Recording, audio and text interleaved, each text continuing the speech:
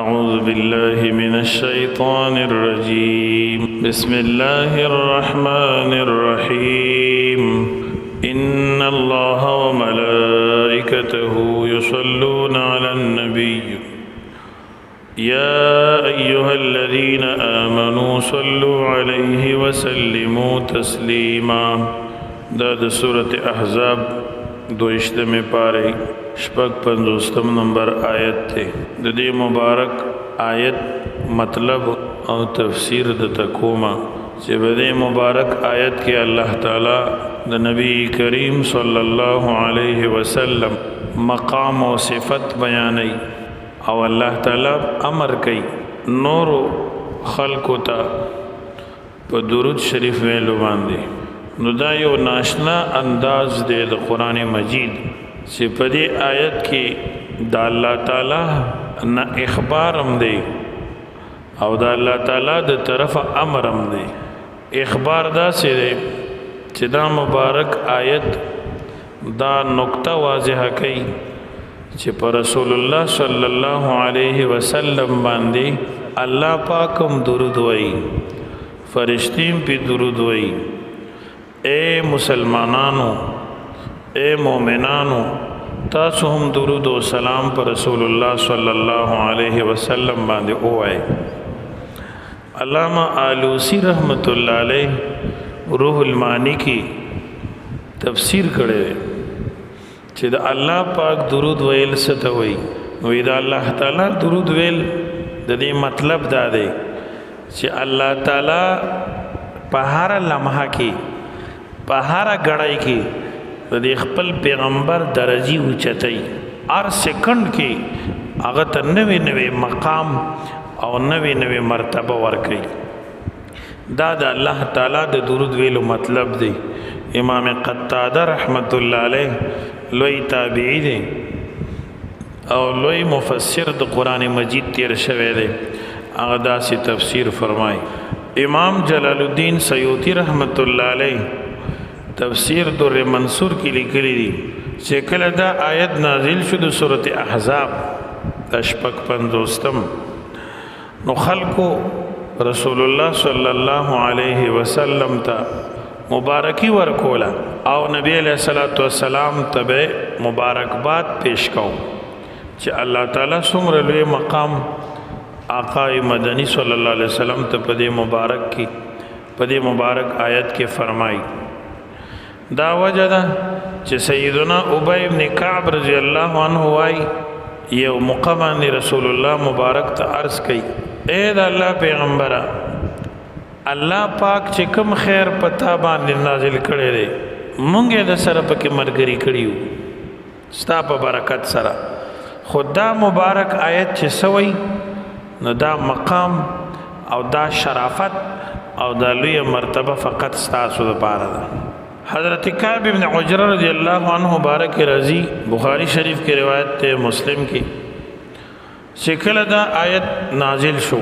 حضرت کعب ابن عجرہ رضی اللہ عنہ وی نبی کریم صلی اللہ علیہ وسلم ترالم عرض میں کہہ اللہ پیغمبر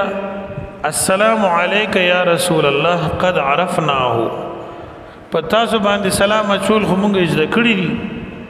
فکیف الصلاة علیک درود بسنگ وایو چې الله پاک په دې آیات کې موږ ته حکم کوي چې درود وایي. نو د الله پاک منشا صدا موږ نه څه غواړي او څنګه طریقه باندې درود ویل پکار دي. نبی کریم مبارک او فرمایل قل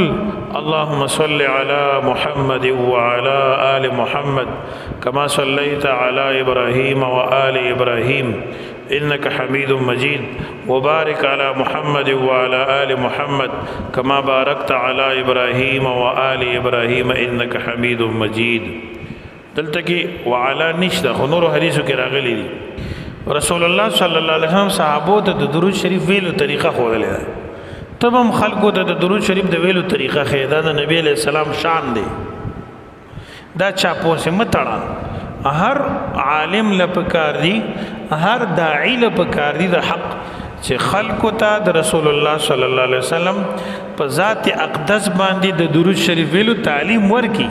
یو ځل یو صحابي رضی الله عنه راغ نبی کریم ته عرض وکړ د الله پیغمبر مونږ ته الله حکم کوي په دې مبارک آیت کې ان الله وملائکته یصلون علی النبی یا ایها الذین آمنوا صلوا علیه وسلموا تسلیما څنګه به درود وایو مونږه اے الله رسول نبی پاک وته فرمایل قل اللهم صل على محمد وعلى آل محمد كما صليت على إبراهيم إنك حميد مجيد وبارك على محمد وعلى آل محمد كما باركت على إبراهيم إنك حميد مجيد دا چې مختلف موقوع رسول الله صلی الله علیه وسلم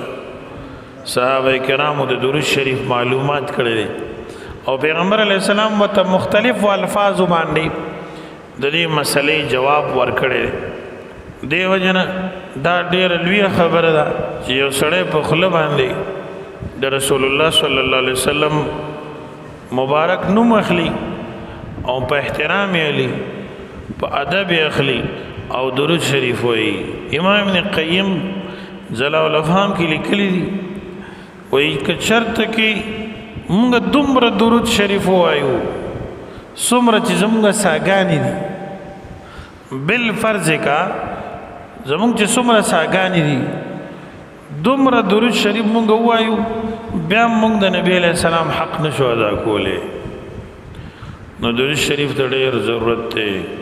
دې نه معلومه شوه چې نبی علیہ السلام صحابو ته د درود شریف کیفیت ښودلی دی طریقې ورته ښودلې ده او د مبارک آیت تفسیر یې ورته کړی دی باقي د درود شریف الفاظ مختلف راغلي په درود ابراهیمی کې منحصر نه دی افضل درود شریف ځینې علما وایي چې درود ابراهیمی دی کوم چې موږ مانځي کې وایو امام نووي رحمت الله علیه د مسلم په شرح کې لیکلي چې که یو سړی قسم وخوري چې زه به د ټول نه افضل درود شریف وایم نو د دې سړي قسم بالا پوره کیږي چې د مانځه والا درود شریف وایي دا ډېر بهتر او غوره درود شریف دی خو دین علاوه نور درودونه هم راغلي دا نه چې فقط هم دا درود شریف دی امام جزولی رحمت الله علیه دلائل الخیرات کې امام سخاوی رحمت الله علیه القول البدی کې حافظ ابن قیم جلال الافهام کې علامہ مخدوم محمد هاشم ټټوی رحمت الله علیه ذریعۃ الاصول کې او نور علماء د مختلفي صيغې راوړي مختلف احادیث راغلي دي د درود شریف په باب کې الله پاک دې موږ ته صحیح توفیق نصیب کړي علماء کرام وایي چې په دې آیت کې د پیغمبر علی السلام دومره لوی مقام بیان شوی دی چې آدم علی السلام ته فرشتو سجده کړې ده د آدم علی السلام یو مقام دی قرآن شریف ذکر کړی دی د احترام او د ادب سجده وته کړې و رسول الله صلی الله علیه وسلم ته د دې مقام نه اوچت مقام الله پاک د درود شریف د نعمت ورکړي په دې مبارک آیت کې ځکه الله تعالی فرشتو ته حکم وکړو اسجدوا لآدم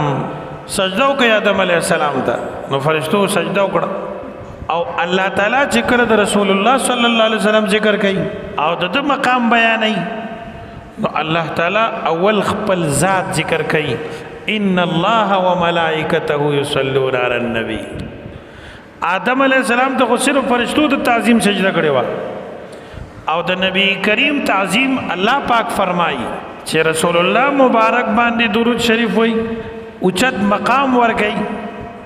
نو دا د نبی علیہ السلام اوچت شان ته بدې کې اشاره ده الحمدلله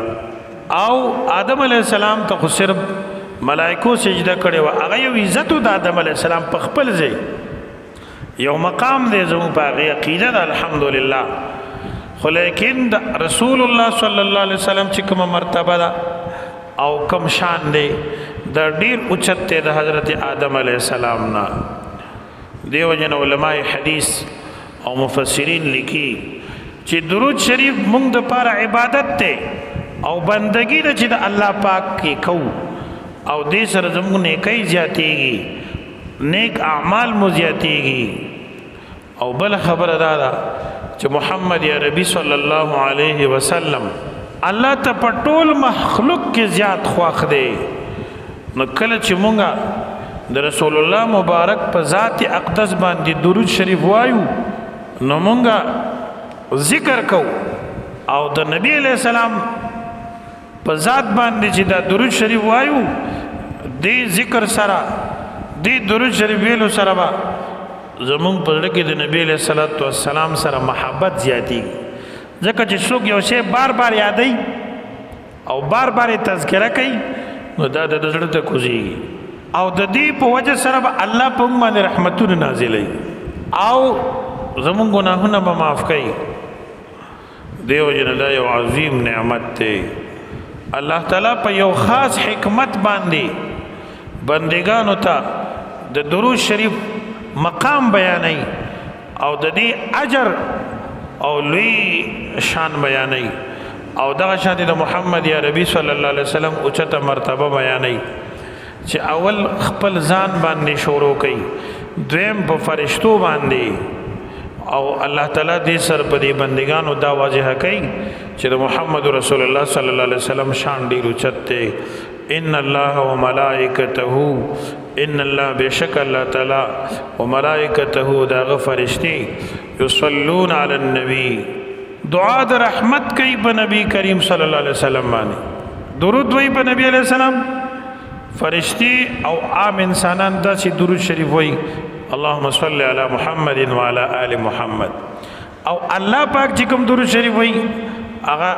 په هر لمحه کې په هر سکند کې پیغمبر علیہ السلام ته اوچته مرتبه ورکړي نوې شان وته اضافي ورکړي اوچت مقام ورکړي یا ایها الذین آمنوا اے مؤمنانو صلوا علیه درود اوای په پیغمبر پاک وسلموا تسلیما او سلام علیکم په باندې په سلام ویلو سره نو الله تعالی دا اوچته مرتبه په ټول انبیاء کرامو کې فقط محمد عربي صلی الله علیه وسلم ته ورکړی دا الله تعالی دې موږ تاسو دې نعمت شکر نصیب کړي مولانا محمد ادریس کاندیلوی رحمت الله علیه لیکلی دي تفسیر معرف القرآن کې چې درود شریف یو ډېر لوی نعمت ته چې دې امت ته الله پاک ورکړی ځکه چې د پیغمبر علیه السلام موږ تاسو باندې ډېر لوی احسانات دي ډېر لوی انعامات دي او موږ د نبی علیہ السلام بدله نشو خلاصولی داغه شکریه نشو ادا کولی مونږ عاجز یو دي نه نو الله تعالی مونږ ته یو تحفه راولېږله چې دا د امتی د طرفه یو عاجزانه یو متواضعانه تحفه ده